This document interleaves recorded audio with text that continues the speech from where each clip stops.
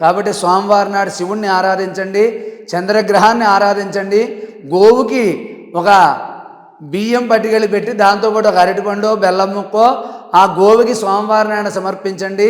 ఈ యొక్క దానాలు చేసి శివాలయ ప్రదక్షిణ చేసి ఆ యొక్క శివుణ్ణి చంద్రుణ్ణి కూడా ఆరాధించండి. సోమవారం నాడు ఈ యొక్క గ్రహాన్ని యొక్క దైవాన్ని ఆరాధించడం వల్ల మానసిక పరమైనటువంటి బాధలు తొలగిపోయి మనస్సు ప్రశాంతంగా ఉంటుంది. ఏ పని చేయడానికైనా సంతోషం ఉత్సాహం వస్తుంది.